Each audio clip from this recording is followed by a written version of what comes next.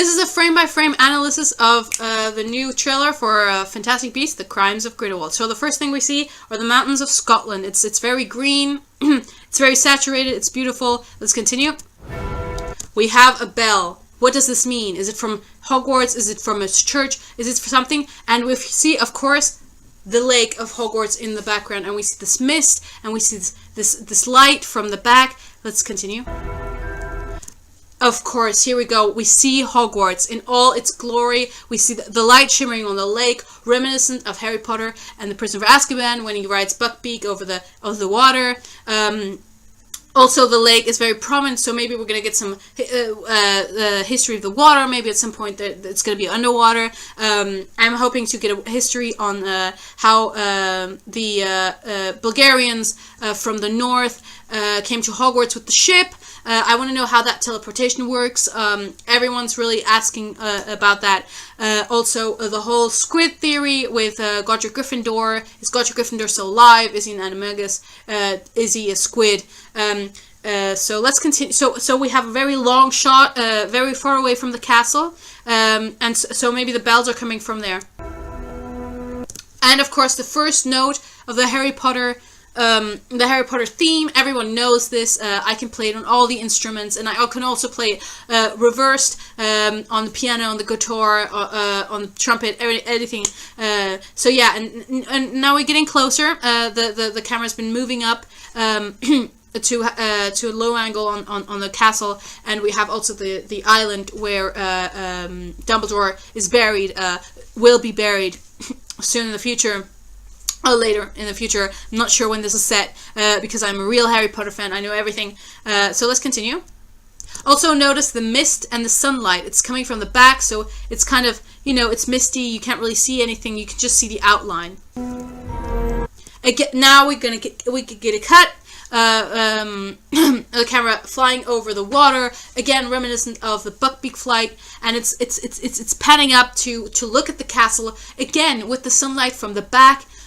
This creates sort of mystery type of vibe, and also, yeah, you just see the outline of the castle. It's a very interesting use of backlighting. So let's continue. The music, amazing as always, very Harry Potter-like. Yeah. Oh, now we get a shot, a very nearby shot of the castle, and the camera's going upwards. We see some birds here in the bottom. That might be again a reflection on Buckbeak and flying. So I think this will be a prominent theme in the film. Now the camera's going to pan up. Let's see what's going to happen. Also, can we please note that it's still very misty. You don't really see the castle. It's very dusty. And for now, we haven't seen anyone. Let's see what happens. Oh, we have an apparition, a first apparition. So how does this work? Normally, only the principal, only Dumbledore can apparate within castle bounds. Maybe this is Dumbledore. So let's continue. Oh, no, there's another one. So obviously that is not the case. So maybe they're intruders, or maybe the rule hasn't even been set up yet. Maybe they can't apparate. They can for now. 3. There we go. There we have 3 people apparating on this on the Hogwarts ground. So maybe they are the reason that that rule is created. Oh, now we get a shot to the tower, to a tower, and we have some students looking down, presumably on the 3 people who have just apparated. Let's note that I'm also going to note that they have blue clothing, so obviously they're Ravenclaw, and this fits within the canon of the books and the movies because the Ravenclaw's common room is in the Ravenclaw Tower, so it's obvious that they're above the 3 characters. Also, what's interesting is here that the 3 windows are opened and they're freely looking down, which is quite anxiety filling because there is no railing.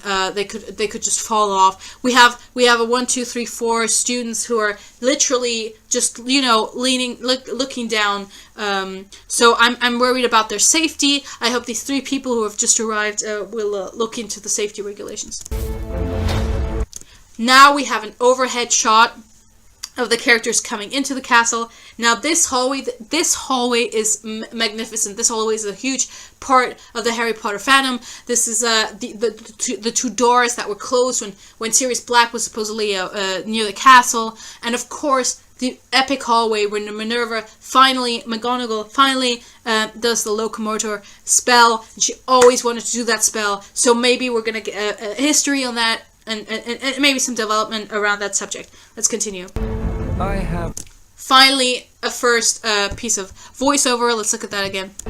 I have some questions for you. I have some questions for you. Who's talking to who? Someone is questioning someone. So let's see what happens next. Professor?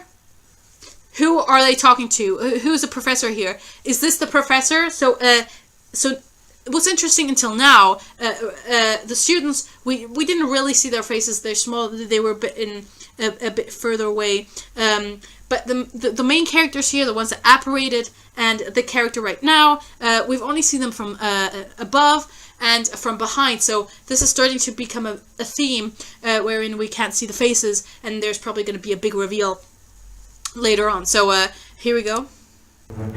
He's walking down a hallway. I think this was also the hallways very prominent in prior Harry Potter films. So let's just look at the voiceover again. Some questions for you, Professor. Some questions for you, Professor. Oh, we get a cut to the Defense Against the Dark Arts room. We have what's most notable, I think, is the chandelier and the skeleton. Now we all remember that from the scene with the Cornish pixies in Harry Potter and the Chamber of Secrets, where Gilderoy Lockhart releases the Cornish pixies and no one knows what to do. And they ride on the skeleton, make it fall to the ground, and they lift up Neville. Back then he was a loser like me, and they lift him up and hang him by the chandelier, and he says his iconic line, why is it always me, or something along those lines. So very iconic room here, and there's a lot of attention to details of books, the various types of items here, these boiling flasks over in the side, which is quite interesting because it's a Defense Against the Dark Arts room, whereas we are this is that is potentially for chemistry, for potion. Sorry about that bad lighting just now. I put the light on. Sorry, I'm so sorry. I'm not going to do that again. I've already done this like a whole hour full of so this is the second time I'm doing this over again. I'm not going to do it again. Again, this theme of the characters having their back to the camera is still present in this scene. We have this presumably the same professor standing there and looking at 7 other people in the room in the background, further away, so we can't really see their faces either. And I think they're from the Ministry of Magic, because they look like business people. And what's most interesting about the scene is that there are 7 of them. 7. And we all know that 7 is the most magic number. We have 7 levels of Hogwarts, 7 presumed Horcruxes. 7 is the most magical number out there. And the interesting thing is, with the professor, that makes 8. So maybe this is like reflecting of the amount of Horcruxes that were accidentally made. So maybe these characters have something to do with the Horcruxes. Who knows? Let's continue. This is a surprise. So the professor says this is a surprise. So he was not expecting them. So we're gonna have some. So obviously he's sitting on the desk. He's getting ready for this monologue, this exposition of what is going on. So and of course that's left out for the suspense. So I'm really excited. The music is also kind of building a suspense. Let's continue. There's a oh yes. Yes. Okay, so in Harry Potter and the Order of the Phoenix, when Dumbledore and Harry go to Slughorn to get him to be the Defense Against the Dark Arts teacher, he pretends that his house has been raided, that it's been abandoned and everything, and in doing so destroys everything in the room. And then when they found Slughorn is still there, Dumbledore uses a spell to put everything back into its place, and we haven't seen the spell since, and we've never seen it before that. We never see it after or before that. So like literally it's just to this one point, and fans were furious with it. I was furious with it. Why had we never seen that spell before? It's the best spell in the world, and we want a history on this. We want to know how it was created. We want to know its history, everything that led up to Dumbledore using it in the Order of the Phoenix, and how it was used in the Wizarding world after that. And so here we finally have a scene of that happening in real life. So we have this picture, I think. So it's ripped. But it's gonna become whole again. Newt Scamander the first face we see. What a sweetheart! Shout out to all the Hufflepuffs out there. This is one of the main characters of the series, and we see him here, and we have a voiceover again, which is saying, "There's a rumor that Newt Scamander is headed to Paris." There's a rumor that Newt Scamander is headed to Paris. So maybe Hogwarts isn't gonna be the main setting.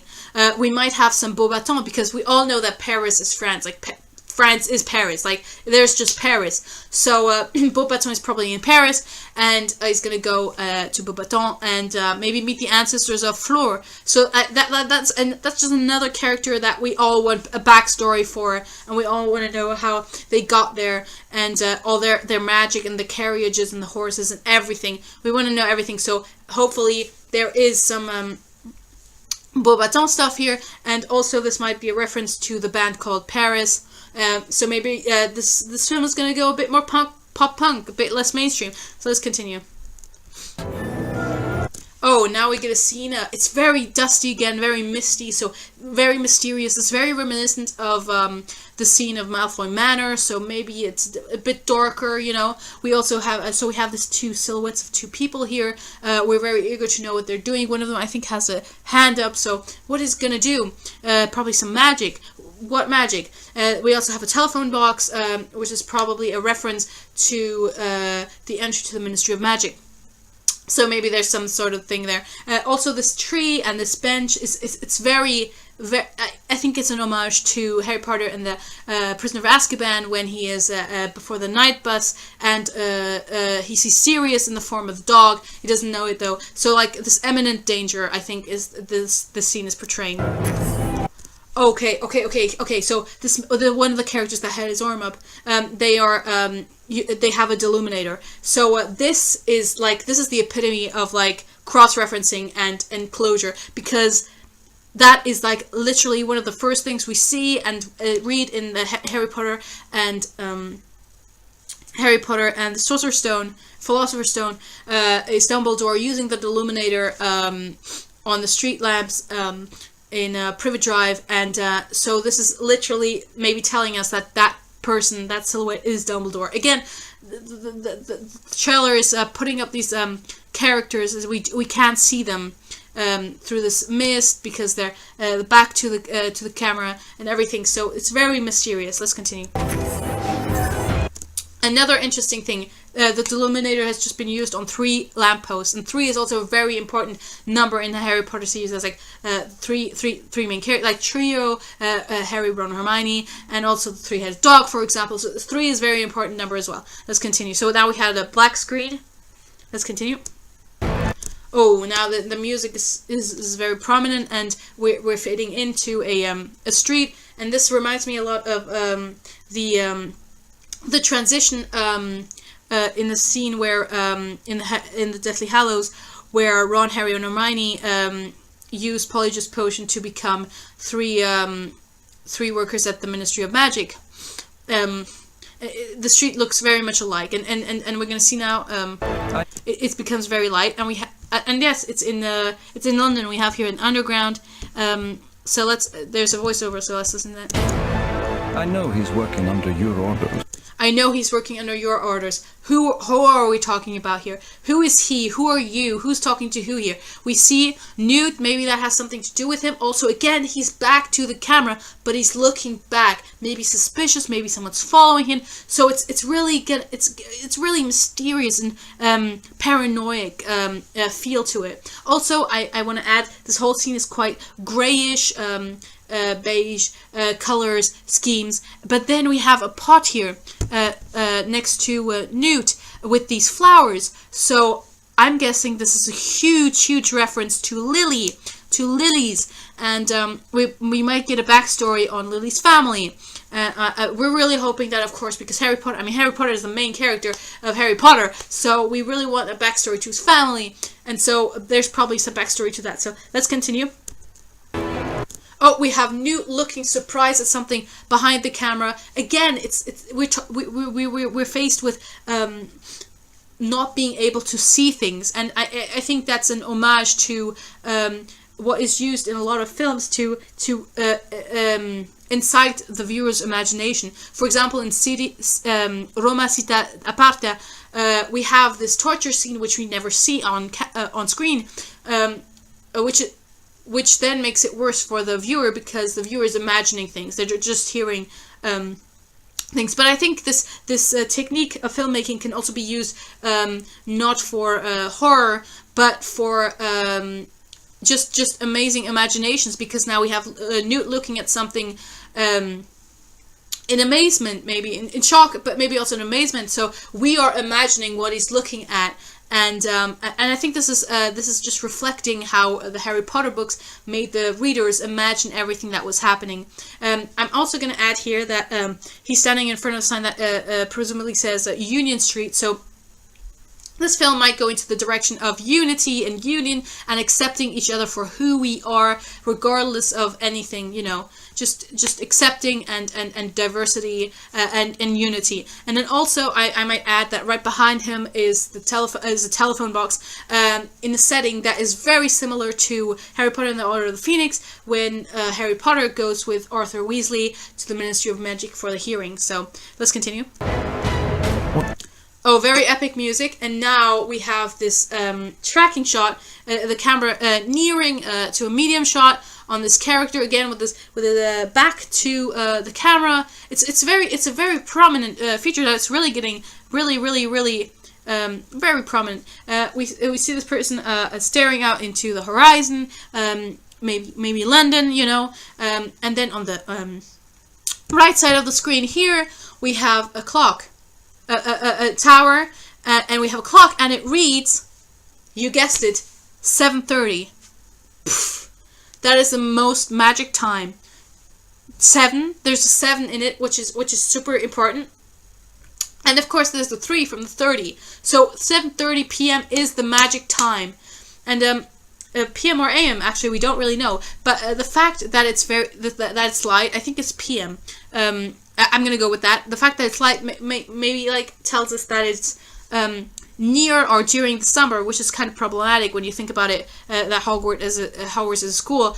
So I'm gonna see how they put that together. So let's continue. So we have this character. We don't know who they are, and there's voiceover. So let me just.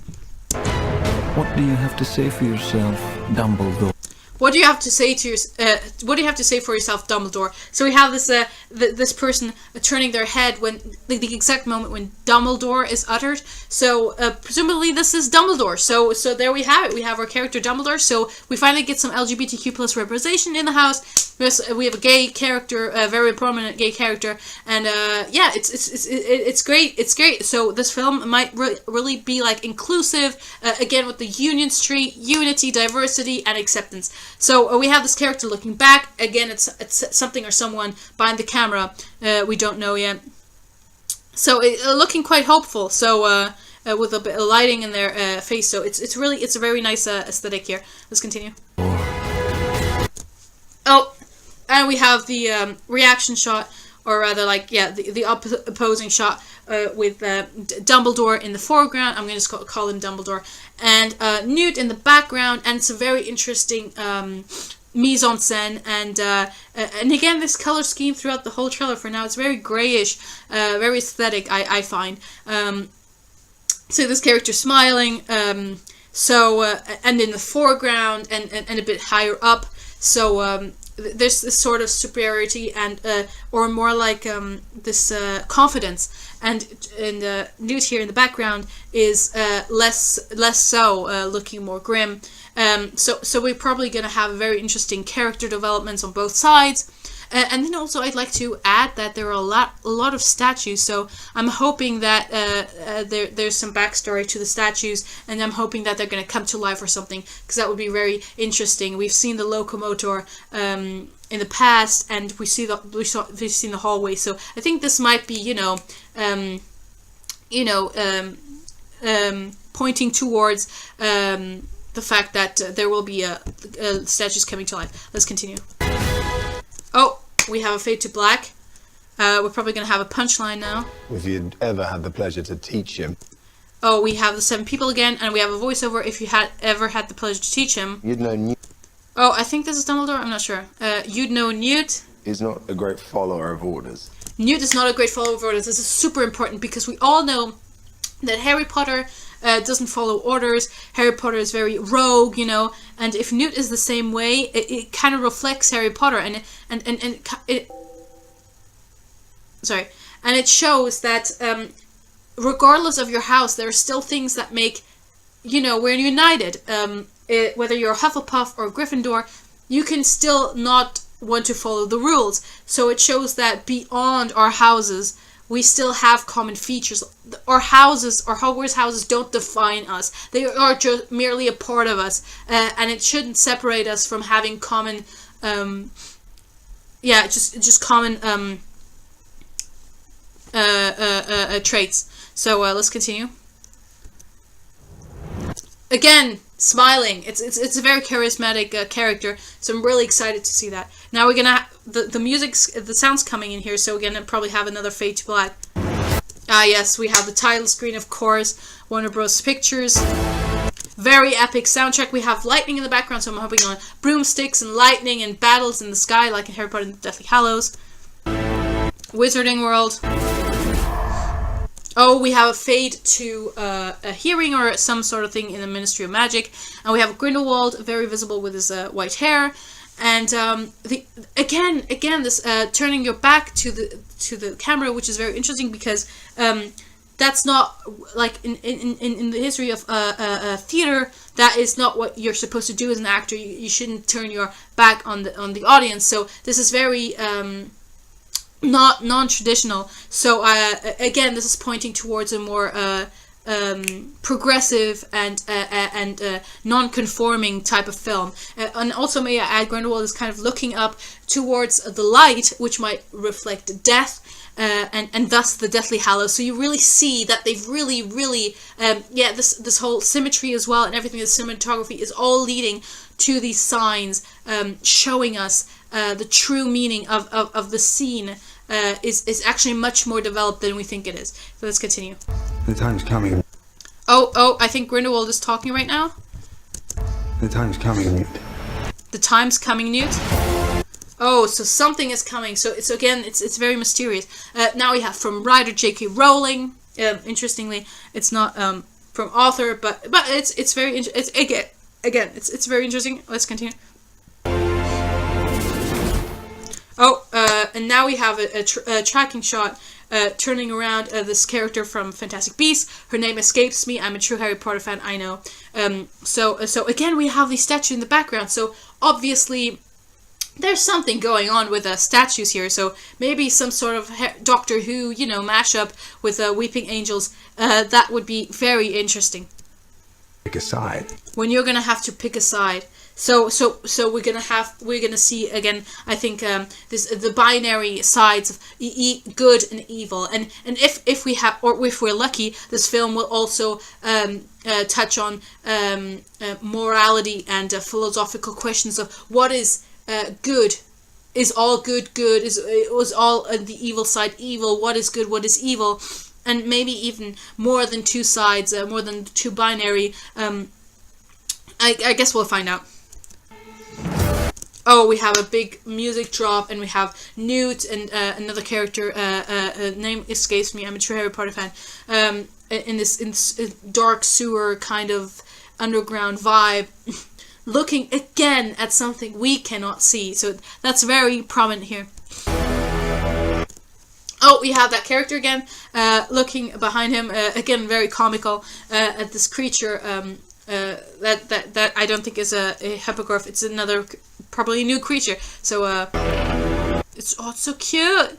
And now we get another one of those musical bams. So we're gonna have another punchline, I think, here, and we have the two characters here looking into the suitcase, and this place looks very aesthetic. It looks like the type of place you'd find nude, and it's very interesting that there's a light here, kind of giving me a dentist vibe, like, you know, the lights that they use, and this might be a direct reference to Hermione's parents. So maybe we're gonna see something here, because of course we all know that Hermione's parents are dentists, is well known. So yeah, they tend to people's teeth, and this might be a direct reference to that. So let's see. Are you going somewhere? Are you going somewhere? No, we're going somewhere. No, we're going somewhere. Now this is what I call inclusive. Finally, we get a Muggle coming along, and you know, in the original Harry Potter series, we had very few Muggle representation, and when we had the representation, it was very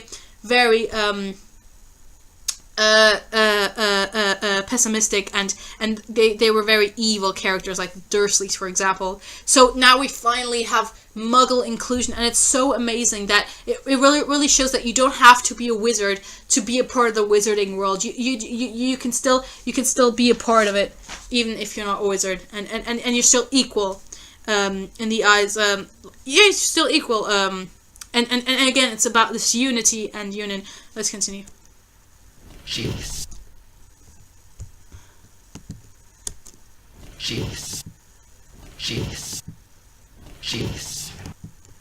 Jeez. Okay, jeez. Okay, I don't know what that means. Maybe that's some sort of like code word.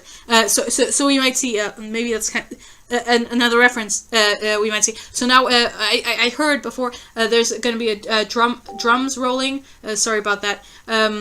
So probably going to be something very epic. Ah, yes, of course. This November. I knew it was going to be November. I didn't even know that. I knew it. This November, because November is wizarding hour. Beautiful music, very, again, lightnings. Oh, now this is very aesthetic. Now we have this character from Fantastic Beasts, whose name escapes me because I'm a true Harry Potter fan, who has his hand up like this, and again this weird magical something is coming out of his hand, and I think it represents all the anxieties inside of him, and all his internal problems and everything, and he's kind of letting go of them. And maybe this film will touch a bit on mental illness as well, and about letting go of your internal struggles, and I think it might touch on that. Also, the hand looks a lot like it's got an eye on it, which might be a reference to Pan's Labyrinth. Or also the Illuminati, so that's also possible. So let's continue. Oh, a very aesthetic shot here, and this other character who I don't think we know. So again, a very interesting way of introducing character with amazing sense of fashion. So now we're in this hall, which looks a bit like a Slytherin hall, because it's a bit green, grey, or it might be again a Ministry of Magic type of thing. There's an atlas on there, which kind of reminds me of Atlas by Coldplay. So we might get some Coldplay, and again, statues. Like this is like no one might catch up on that, but I'm here and I'm gonna say this film is gonna be about statues. So carry on. Very epic music. Again, a character from Fantastic Beasts whose name escapes me. Oh, we have some dancing going on here at the Yule Ball, which might not be the Yule Ball, maybe the ball before the Yule Ball, maybe what inspired the Yule Ball. Very interesting here. And the interesting thing is, a woman dancing on her own, and everyone's watching. Now, this is probably an homage to Juliane und Marianne, German film, where one of the characters dances on her own to show that she's a strong, independent woman. And if this film really does that, again, it means it's gonna be a very progressive, progressive and inclusive film showing an equality between men and women. Let's continue. Oh, we have Zoe Kravitz playing as well, so another new character introduced, non-white character. Yes, we're getting more and more inclusive here, we're getting more and more diverse. This is becoming a very progressive and innovative film. I'm really excited. Oh, we have a great view of the cliffs, probably of the south of the UK, and we have 3 characters here on the cliffside. What's interesting about this is I don't know if you might have seen this, but there's a short film on YouTube, a short film of Grindelwald's and Dumbledore's battle, which also takes place at a cliffside, and I really hope that if that is the scene that we're gonna have as good as a plot and effect as the short film has, because the short film, I don't know if this film can beat it. So we'll see, I guess. So let's continue. I said it. I called it out. Underwater scene. So we're probably gonna have squid history. We're gonna have the ship history. I'm really excited for this. Another character I don't think we've seen before. Another creature we haven't seen before. I'm really looking forward to seeing the squid. And of course, the algae in the background. It's all just a reference to Harry Potter and the Goblet of Fire, where Harry has to. It's one of the Triwizard tournaments, and he has to save his friends. So maybe this is gonna be like reflecting this type of challenge. Now we have one of the characters again somewhere down underground or something, looking at some sort of plan. So there's some exposition. Oh, whoa! We have one of the characters here in a hallway with illuminated, and again, beautiful use of cinematography and lighting. Again, it's backlighted again. We don't see the character's face. I think I know who this is, but it's an amazing use of colors, lighting, and a mise en scène. Oh, what do we have here? Le Cirque Arcanus. Musée des Curiosités Vivantes. So this is in France. Maybe this is the Paris. Maybe this is where Newt is going. Why is he going here? And maybe this is also an homage to The Greatest Showman, the film that came out this year or last year, I can't remember, about the circus. And so maybe we're going to see a magical circus. I'm really looking forward to that. I'm really hoping they're going to come up with some new creatures and new spells and new effects, and it's going to be amazing. It's going to be absolutely amazing. I'm really looking forward to this. Ooh, so now we get an interior view, and the camera's like panning up again. The characters are back to the camera, and we have this cage in front of them. So maybe this film is also about animal cruelty in circuses. So again, it's very progressive, very inclusive, and actually facing social problems, problems of entertainment and animal cruelty. So I'm really looking forward to this. Notice that the scene is cut and we don't ever see what's there, because if you like, I'll look again, but you really don't see what's there. And then we have another character coming forward here, so presumably a character that we wanna know about. Like it's gonna be a protagonist, and they're not white. So we get representation. We get amazing inclusion here. Again, this whole idea of unity and diversity, and it's amazing. We're really going into progressive here. This is gonna be a film you're gonna want to watch. This is gonna be a film that'll blow your mind. Let's continue. Oh my goodness, we have the little tiny vegetable guy from who we've already seen, Newt, Fantastic Beasts, the best character of the film, my favorite character, at least in my opinion, as a film student. And this character might also be an homage to Little Groot from Guardians of the Galaxy Volume 2. So there might be some parallels there. Oh, now we have the character from, again, the character with the hand thing, and the character from Fantastic Beasts and Where to Find Them, looking at something behind the camera, again, and doing a grouchy face. So we're also including memes, grouchy cat into this mainstream film, and I think it's the first time films have done that since the Emoji Movie. We're really putting these social constructs with the social part of the internet that brings people together, memes, into this mainstream film. So that's going to be super interesting to see, and I think it's very progressive as well. That they're accepting the internet culture and making it part of the cinematic experience. So here we have the character.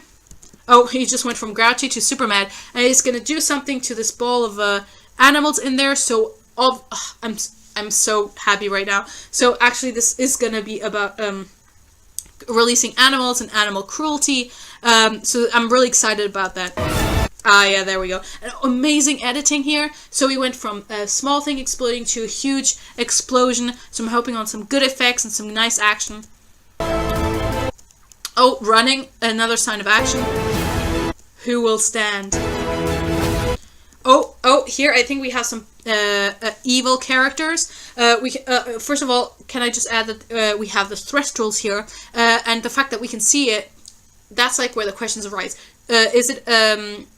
Is it concluding that we see it, assuming that we see it because we've seen death before in the Harry Potter films, or does it imply that the characters here, these two characters, have seen death themselves? Maybe they're the bad guys, maybe they've killed people in the past, so we don't know. Their clothes are very dark, their facial expressions are very negative and angry, and they also have glasses which are very reminiscent of, I think, Willy Wonka and the Charlie Chocolate Factory by Tim Burton, so this might be an homage to that. So yeah, let's go. Oh, I think the cliche is coming up. Wait. Yeah, the usual cliche of someone diving down and then the wings spreading and then lifting off. We've seen that in Harry Potter, I think, with Buckbeak and the carriages from Beauxbatons. We've also seen that in Avatar. And we've also seen that in Batman, so that might be I think this is an homage more to Batman, because we have the rain, we have the darkness. It's kind of got a Gotham feel to it. So this might be something to do with Batman. So I'm hoping that we might have like a Marvel crossover somewhere in there, maybe a Stan Lee cameo. Oh yes, we have broomsticks, so hopefully that's the broomstick battle scene in the sky. The music is very epic right now. Against the darkness, so that is very interesting. What is the darkness? Is that the dark magic? What do you define as darkness? I might write a dissertation on that. I can't move against Grindelwald. I can't move against Grindelwald. We have this dark, this black screen, and then the fade into Grindelwald, who has two different eyes colors. So he kind of looks like a husky. So and it's very cold colors. Very interested to see what happens. Oh, the head move, and then the bell from the beginning of the trailer. It all just adds up to this doom, and mystery, and kind of a darker turn. So let's continue. Yes. Oh, fade in, and Dumbledore is talking to Newt. It's darker now, so I think that's after 7:30. It has to be you. It has to be you, Newt. Newt, you are the hero. Now, I don't know if I've talked about this before. I might have talked about this in my other failed video. So if you're an intellectual, you might have read Campbell's Hero with 1,000 Faces, and Newt is obviously going to step in as the character for separating from, I guess, for separating from America. And now going on this journey, going on this mission, this initiation to this mission, and then finally the return later. And yeah, he's going to be the hero of this film. I think we also see Westminster Tower back there. I'm not sure. And of course that. And now we're going to come to the epic scene. There's a lot of wind. There's a very prominent sounds. Two characters here, Newt and another character. It's going to be very interesting. Oh, that is very interesting. Okay. That use of color as well, like the red might represent a Gryffindor and their strength and their, yeah. Oh, we have the Deathly Hallows here. We have the Elder Wand, the Resurrection Stone, and the Invisibility Cloak. So I think that will be the central theme of the movie. It's going to be what they're going to be looking for. Another rendition, a different rendition of the Harry Potter theme, which is very epic and interesting. Fantastic Beasts: The Crimes of Grindelwald. Oh, and notice that the Eye of Crimes is, I think, the Elder Wand. Grindelwald, the A here is the invisibility cloak, and I guess the O of the is the resurrection stone.